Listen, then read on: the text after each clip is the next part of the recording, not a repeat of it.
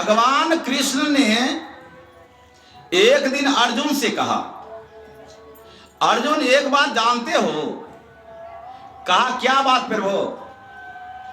कहा कि सुइया के छेद होकर के हाथी निकल गया। कहा ऐसा बात हो सकता है? सुइया को छेद होकर के हाथी निकल जाए, ये सरासर भगवान होकर के आप झूठ बोलते हैं।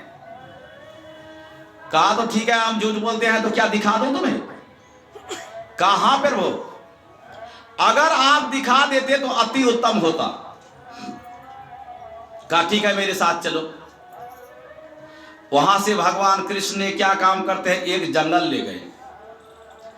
जंगल में जाने के बाद जो कहा भगवान को सुइया के छेद होकर के हाथी निकलने के लिए, देखने के लिए पहले तुमको शुद्धिकरण करना पड़ेगा, का स्नान करना पड़ेगा।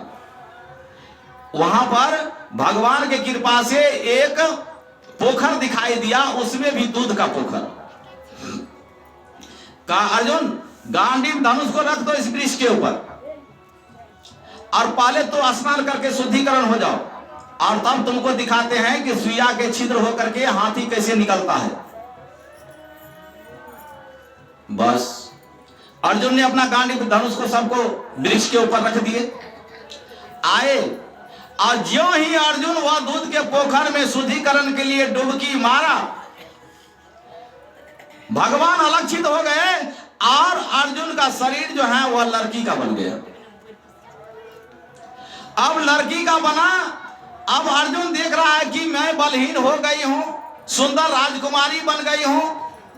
अब अर्जुन भगवान को इधर उधर देख रही है लड़की के वेश में, लेकिन भगवान कहीं दिखाई नहीं देता।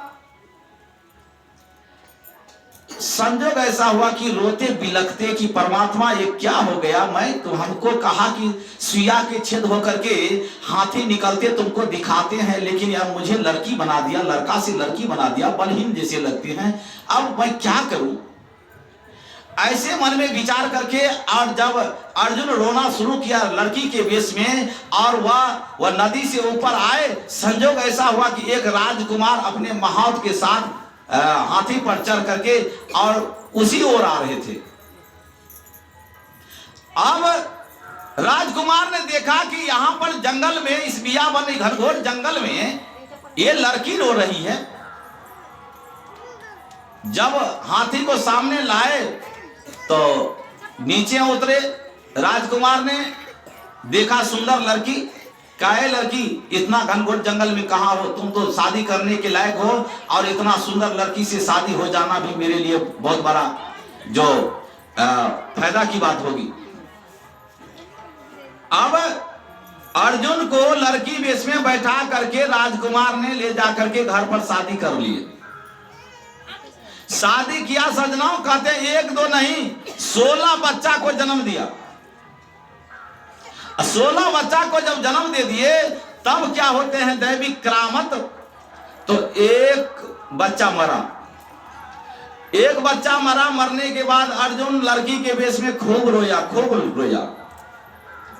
रोने के बाद फिर वह शोक संताप जब समाप्त हुआ तब दूसरा बच्चा फिर मर गया।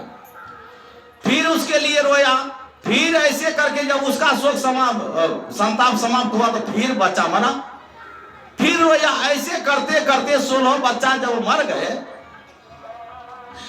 अर्जुन का मन व्याकुल हुआ। लड़की के वेश में सोचा अब सारा बच्चा भी मर गया, मैं जी करके क्या करूं? इसलिए जहां से मैं जो यह लड़की का तन मिला वही उसी पोखर में जाकर के मैं डूब करके मर जाऊं। जब कहा कि मैं उसी पोखर में जाकर के डूब करके मर जाऊं, तब अर्जुन चलते हैं। और चलने के बाद भगवान कृष्ण अर्जुन के जाने से पहले वहां किनारे पर बैठे हुए थे। अर्जुन दौड़ करके गया और भगवान कृष्ण के चरण पकड़ करके खूब रोना शुरू किया। कहा कन्हैया कन्हैया, हमने देख लिया कि सुइया के छेद होकर के हाथी निकलते देख लिया। कहा कैसे देख लिया? कहा जब तुम लड़का को लड़की बना दिया, बलहीन कर दिया, और लड़का के द्वारा लड़की बना करके 16 बच्चा पैदा कर दिया, सारे बच्चा को मार दिया कन्हैया, तो तुम्हारा अगर कृपा हो जाए, जब लड़का को लड़की बना देते हो तो तुम्हारा कृपा अगर हो जाए तो सुइया के छेद होकर के, हाथी कौन के सुइया के छेद होकर के सुमेरु पर्वत भी निकल जाएगा। इसलिए परमात्मा मेरे अपराध को क्षमा कर दे, तुम्हारी कृपा होनी चाहिए। और मैंने ये गलत साबित किया, लेकिन ये सच साबित है कि सुइया के छिद्र होकर के हाथी नहीं बल्कि सुमेरु पर्वत निकल जाएंगे जब आपका कृपा हो जाए। कहा इस बात को मान लिया? तो अर्जुन ने कहा कि हाँ मान लिया। कहा ठीक है, अगर मान लिया तो चलो अब तुम जाओ और फिर से वही पोखर में स्नान करो। वहां से भगवान आदेश दिए, वही दूध के पोखर में जाकर के डुबकी मारा, वह नारी का तन समाप्त हो गए और फिर अर्जुन अपना रूप में आ गए।